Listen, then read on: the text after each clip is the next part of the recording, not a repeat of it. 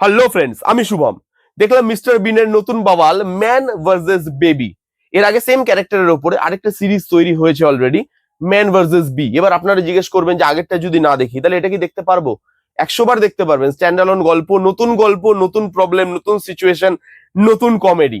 আগেরটার সঙ্গে কোনো সম্পর্ক নেই। আগেরটা চাইলে আপনারা দেখে নিতেই পারেন, নেটফ্লিক্সে আছে। এটাও নেটফ্লিক্সেই এসছে। টোটাল 4টে এপিসোড, প্রত্যেকটা এপিসোডের রানিং লেন্থ মোটামুটি 25 থেকে 30 মিনিটের মধ্যে। মানে একসঙ্গে যদি আপনি পুরো সিরিজটা কমপ্লিট করতে চান তাহলে আপনার 2 ঘন্টারও কম সময় লাগবে। এবার আপনার সময়টাকে জাস্টিফাই করে। দেখুন, মিস্টার বিন আমাদের ইমোশন, আমাদের মেমোরির অনেকটা জায়গা জুড়ে আছে মিস্টার বিন। আমরা 90s কিড যারা, তারা মিস্টার বিন দেখে বড় হয়েছি, এবং আমি পুরো রিভিউতে মানুষটাকে মিস্টার বিন বলেই অ্যাড্রেস করব। যদিও মানুষটার অ্যাকচুয়াল নাম রোয়ান অ্যাটকিনসন, কিন্তু আমরা যারা ছোটবেলা থেকে তাকে মিস্টার বিন বলেই ডেকে এসেছি, তাকে আমি মিস্টার বিন বলেই ডাকতে স্বাচ্ছন্দ্য বোধ করবো। তাই রিভিউতে মিস্টার বিন বলেই আমি অ্যাড্রেস করব তাকে। এবার তার বয়স হয়েছে, যেই কমিক টাইমিং বা যেই জিনিসগুলো দিয়ে মানুষকে তিনি হাসাতে পারতেন এত বয়সে এসেও, সেই জিনিসগুলো কি ওয়ার্ক করছে? অডিয়েন্সের কি হাসি পাচ্ছে? সেই সবকিছু নিয়ে কথা বলবো এই ভিডিওতে। তার আগের গল্পটা আপনাদের ছোট্ট করে বলে দিই। হাউস সিটার মানে, ধরুন বিদেশে একটা বড় বাড়ি আছে, ক্রিসমাসের সময়, এই গল্পটাও ক্রিসমাসেই বেস্ট, ক্রিসমাসের সময় বেস্ট। বাড়িতে বাড়ির মালিক, স্টাফ কেউ নেই, সব হাওয়া। এবার বাড়িটাকে তো দেখাশোনা করে রাখতে হবে। তখন বেবি সিটারের মতো ওখানে হাউস সিটারও পাওয়া যায়, যারা বাড়িতে আসবে, কিছুদিনের জন্য বাড়িতে থাকবে, ফাঁকা বাড়িতে বাড়িটাকে দেখাশোনা করে রাখবে। এই কাজটা মিস্টার বিন পায়, নতুন কাজ, বেশ মোটা টাকা মাইনে। সে বাড়িতে যায় বাড়িটাকে দেখাশোনা করার জন্য, একটা বড় লোকের বাড়িতে। এইবার প্রবলেমটা হচ্ছে মিস্টার বিন সেখানে একা যায় না, যায় একটা বাচ্চাকে সঙ্গে নিয়ে। বাচ্চাটা কে, কি কানেকশন বাচ্চাটার, এবং বাচ্চাটার মিস্টার বিন কি কি প্রবলেমের মধ্যে পড়ছে, সেখান থেকে কিভাবে বেরোচ্ছে, আদৌ বেরোতে পারছি কিনা, এই নিয়েই গোটা সিরিজটা। এবার যদি আমি পজিটিভ দিকগুলো নিয়ে কথা বলি, যে প্রথমেই বললাম যে মিস্টার বিন না আমাদের মেমোরির অনেকটা জায়গা জুড়ে আছে, আমাদের ইমোশন মিস্টার বিন। পৃথিবীতে যদি কয়েকটা লেজেন্ডারি কমেডিয়ানের নাম আমাকে করতে হয়, তার মধ্যে মিস্টার বিন একজন, মানে রোয়ান অ্যাটকিনসন একজন। তার সেই মেমোরিজ গুলো মিস্টার বিনের নাম এখানে ইউজ করা হচ্ছে। মিস্টার বিন যেভাবে আমাদেরকে হাসাতো তার বডি দিয়ে, কারণ তখন তো ভয়েস দিয়ে হাসাতো না, কারণ তিনি সেখানে ভয়েস ব্যবহার করতেন না, তিনি বডি দিয়ে হাসাতেন।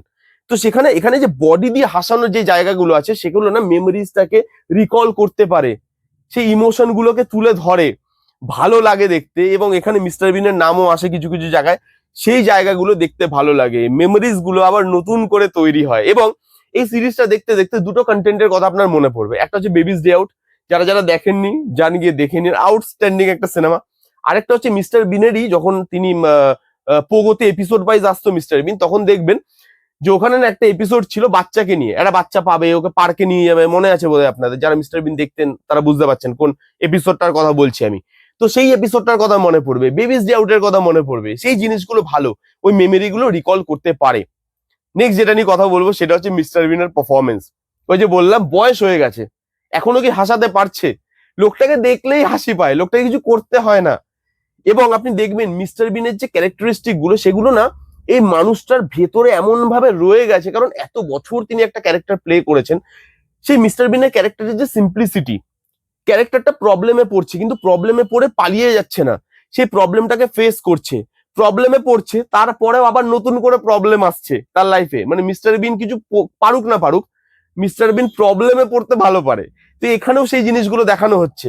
সেটা দিয়ে যেভাবে কমেডিটা পুল অফ হচ্ছে, সেটা দিয়ে মানুষটা যেভাবে পারফর্ম করছে, আপনার মনে হবে যে মানুষটার বয়স হয়ে গেছে ঠিকই, একটু ঝুঁকে গেছে, কিন্তু মানুষটার পারফরমেন্সে এটুকুও কোথাও খামতি আসেনি, এটুকুও কোথাও মনে হচ্ছে না যে তার বয়সটা তার পারফরমেন্সের মাঝখানে আসছে।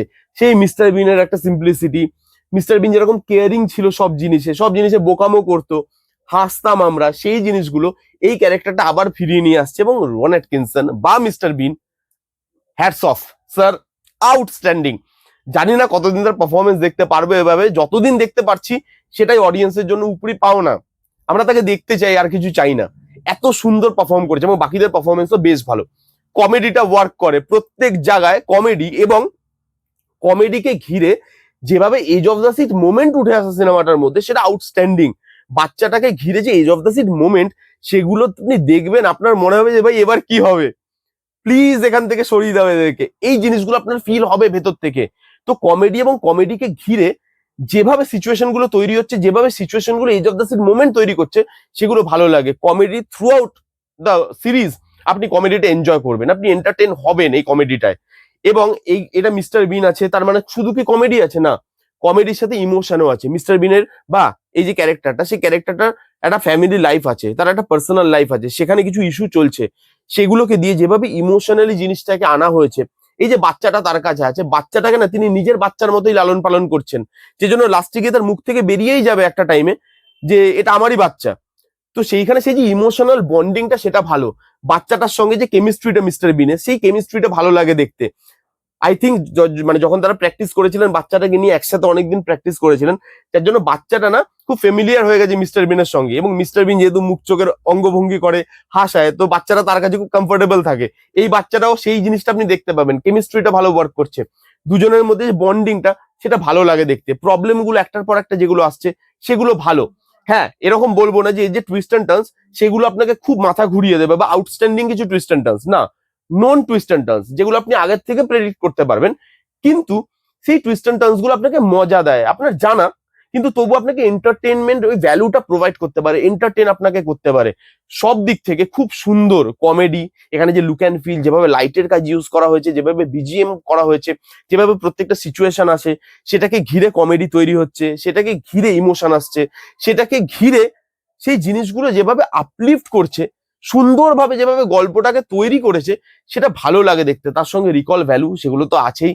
আউটস্ট্যান্ডিং পারফরমেন্স, খুব সুন্দর, খুব সুন্দর লেগেছে আমার। জাস্ট মজা করেছি এই শোটা দেখতে গিয়ে আমি। 4টে এপিসোড আছে, 4টে এপিসোড জুড়ে আপনি মজা করতে পারবেন, এটুকু আমি আপনাকে গ্যারান্টি দিতে পারি। কোনো নেগেটিভ দিক নেই, আমার খুব ভালো লেগেছে শোটা। এই ছিল ম্যান ভার্সেস বেবি সিরিজটা রিভিউ। কারা কারা দেখেছেন জানান কমেন্ট করে যে আপনাদের কিরকম লাগলো। মিস্টার বিন আপনারা কারা কারা দেখতেন, আপনাদের কাদের কাদের কি কি মেমোরিজ জড়িয়ে আছে মিস্টার বিনকে ঘিরে, কমেন্ট করে জানান। যারা যারা দেখেননি, জানি গিয়ে দেখুন। কেমন লাগলো রিভিউটা জানাতে ভুলবেন না। ভালো লাগলে please give it a Thums up, like করবেন, কমেন্ট করবেন, শেয়ার করবেন, চ্যানেলটাকে মাস্ট মাস্ট সাবস্ক্রাইব করবেন। দেখা হচ্ছে নেক্সট কোনো ভিডিওতে, ততক্ষণ bye bye, take care and be safe.